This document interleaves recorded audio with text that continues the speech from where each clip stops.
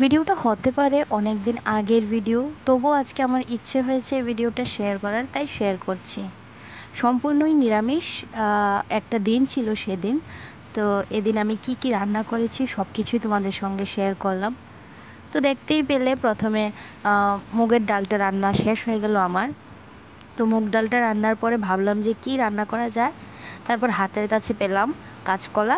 তো কাঁচকলা দিয়ে কি করব, এই যে দেখো নিয়েছি মুগ ডাল।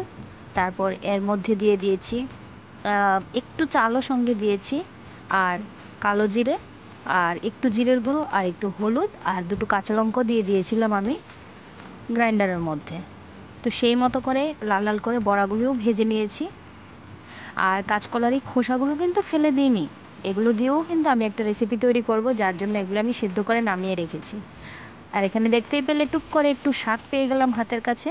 তো ভাবলাম যে কেননা শাক ভাজাটাও করা যায়। তো এই জন্য এটা হলো, আমরা তো ডাঁটা পাতার শাক বলি, তোমরা কে কী বলো জানি না। তো সেটাকে ভালো করে কুচিয়ে নিয়েছি। তারপর কালো জিরে ফোড়নে দিয়ে একটা শুকনো লঙ্কা দিয়েছি আর একটু লবণ দিয়ে বাস শাক ভাজাটাও করে নিয়েছিলাম। তো হয়ে গেল আমার রান্নাগুলি মোটামুটি রেডি করানো আছে, কিন্তু কমপ্লিট হয়নি এখনও কিছুই। আর এখানে কড়ার মধ্যে দিয়ে দিয়েছিলাম একটু তেল, তার মধ্যে ডুমু ডুমু করে কেটে রেখেছিলাম আলু, সেই আলুগুলো ভেজে নিচ্ছিলাম। তারপর তো দেখতেই পেলে যে আমি কাঁচকলাও কেটে রেখেছি। তো কাঁচকলাগুলিও এগুলির সঙ্গে ভেজে নেব। আগে কিছুক্ষণ আলুগুলোকে একটু ভেজে নিই। তারপর আমার রান্নাগুলো না ঠিক এরকমই হয়ে থাকে, আমি এইভাবেই রান্না করে থাকি। এই যে দেখো আমি কাঁচকলার মধ্যে কিন্তু একটু নুন আর একটু হলুদ মাখিয়ে রেখেছিলাম।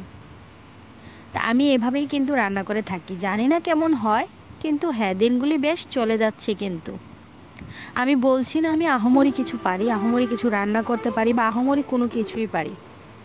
আমার মধ্যে সেরকম কোনো গুণই নেই বলতে গেলে।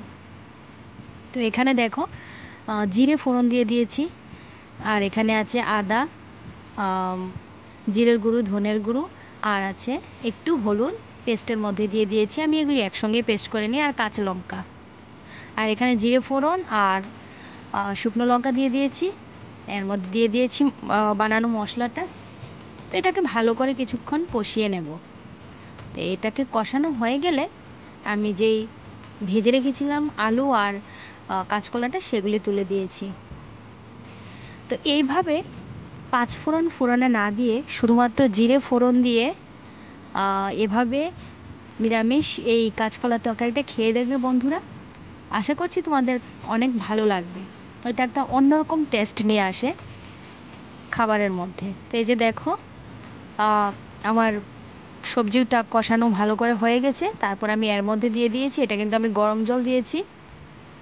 আর এটা ফুটে উঠলেই কিন্তু নামিয়ে নেব, কেননা আমার কাঁচকলাও ভাজা, তারপরে আলুও ভাজা, মানে সেদ্ধ মতো করে ভাজা এরকমই হয়ে আছে।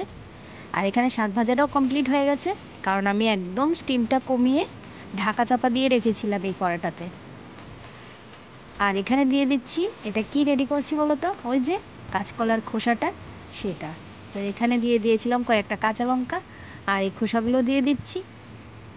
তো এখানে তো রান্নাটা কমপ্লিট হয়েই গেছে, ফুটে গিয়েছে তরকারিটা। আর আমি দিয়ে দিলাম এই বড়াগুলি যে বানিয়ে রেখেছিলাম মুগ ডালের বড়াগুলি, তো এগুলি ছেড়ে দিয়েছি। বাস এখানে আমি একটু গরম মশলা আর ঘি দিয়ে নামিয়ে নিয়েছি, সেটা তোমাদের সঙ্গে শেয়ার করতে পারিনি। তাড়াহুড়োর মধ্যে করি তো, ভিডিও করে রান্না করে উঠতে না অনেকটাই পরিশ্রম জানো তো, যার জন্য আমি কিন্তু প্রত্যেক দিনই রান্নার ভিডিওগুলো দেখাতে পারি না। আমি কি প্রত্যেক দিন তাহলে রান্না করি না? অবশ্যই রান্না করি, আমি প্রত্যেক দিন ভিডিও করে উঠতে পারি না, কারণ আমার এত তাইসের রান্না হয় না, কি বলবো বলো তো। আর এখানে দেখতেই পেলে এটার মধ্যেও কিন্তু কালো জিরে ফোড়ন আর একটা শুকনো লঙ্কা দিয়ে ওই যে পেস্টটা বানিয়েছিলাম কাঁচকলার খোসা বাটাটা, তো সেটা দিয়ে দিয়েছি। আর সেটার মধ্যে একটু জিরের গুঁড়ো দিয়েছি। এইভাবে কাঁচকলার খোসা কিন্তু কোনোদিনও তোমরা ফেলে দেবে না, এভাবে খেয়ে দেখবে বন্ধুরা, আশা করছি তোমাদের সবার ভালো লাগবে। আর আজকের এই রান্নার ভিডিও আশা করছি তোমাদের ভালো লেগেছে। আজকের মতো